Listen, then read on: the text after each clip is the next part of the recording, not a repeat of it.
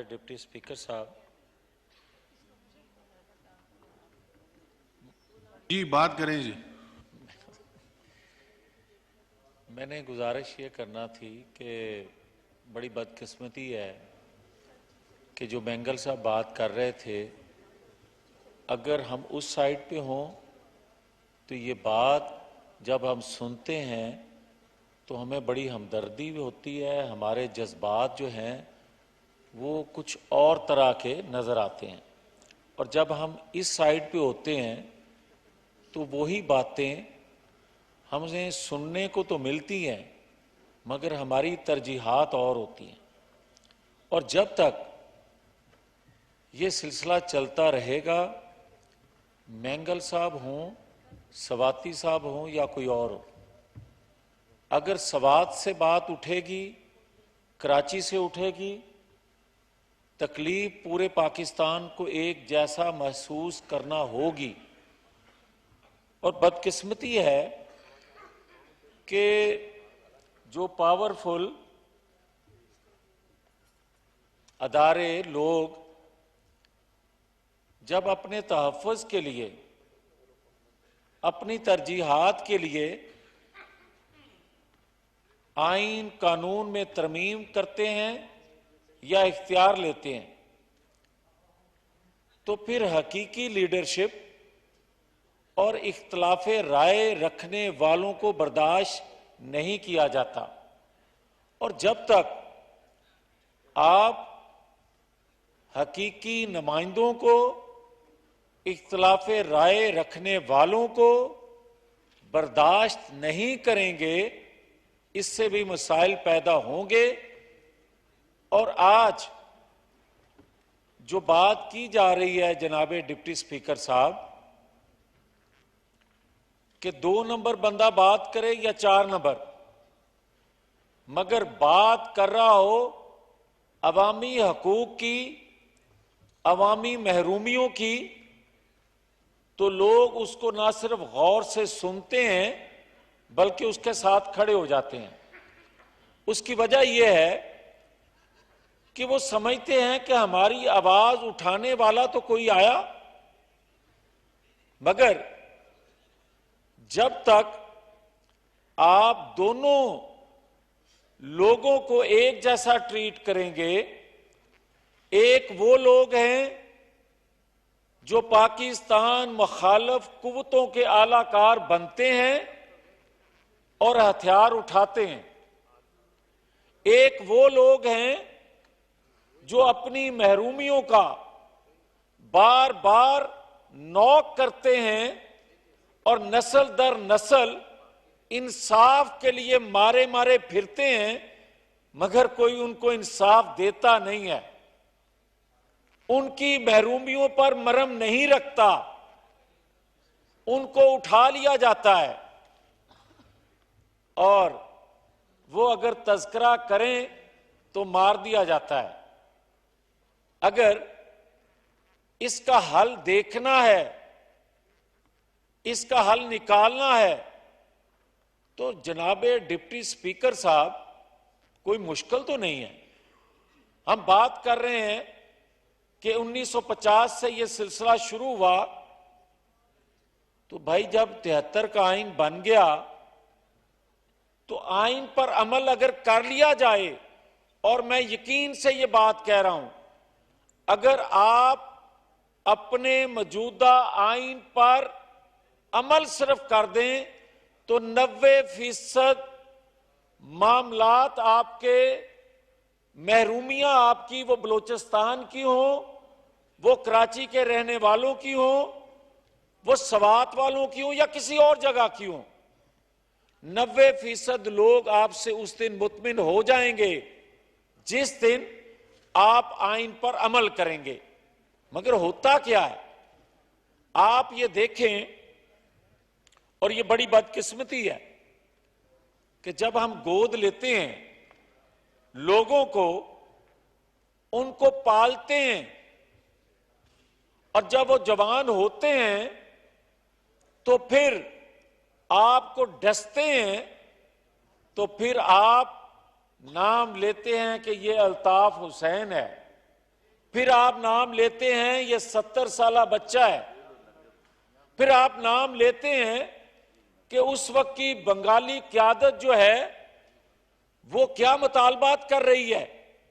फिर आज देख लें आप कि चौकों चौराहों में बातें ये नहीं हो रही कि ये डिमांड क्या कर रहा है।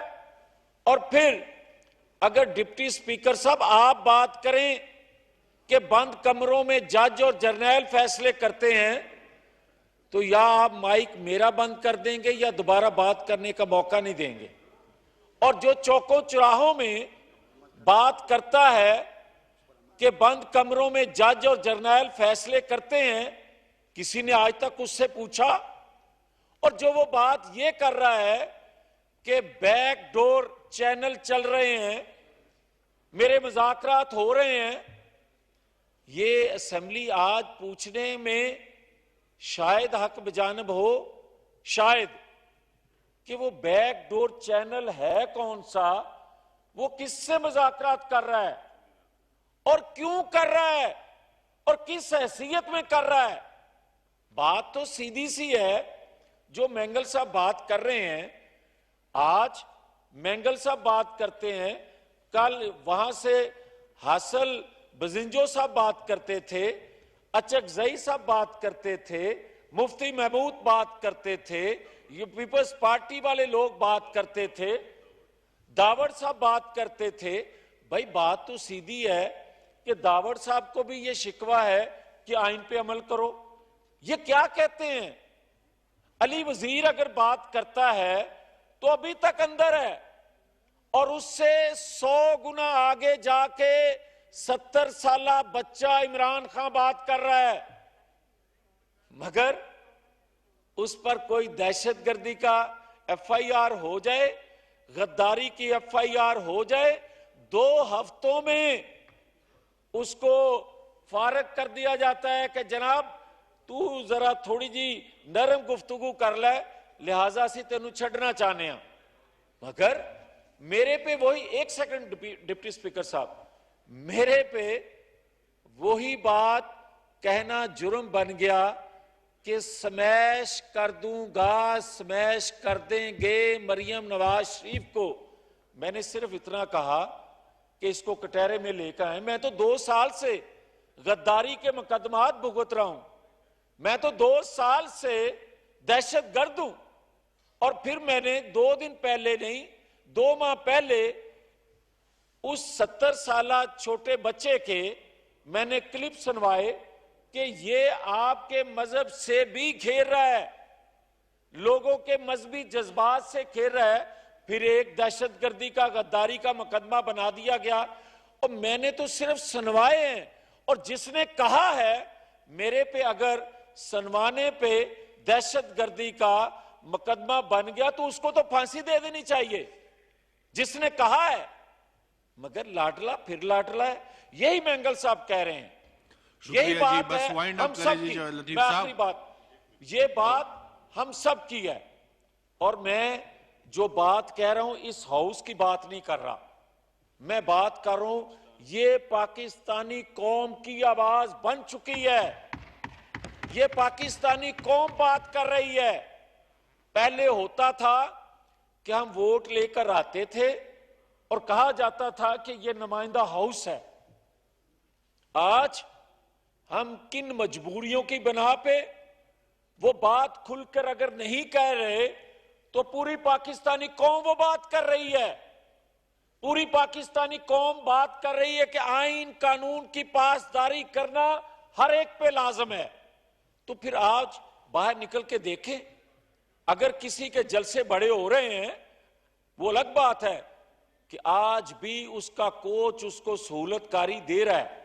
और फिर जस्टिस शौकत सिद्दीकी साहब जो बात करते हैं कि 3 अदारों ने मिलकर इसका बुत तराशा, तो फिर पूरी कौम भुगत रही है, बनाने वाले कोई और भुगत पूरी कौम रही है।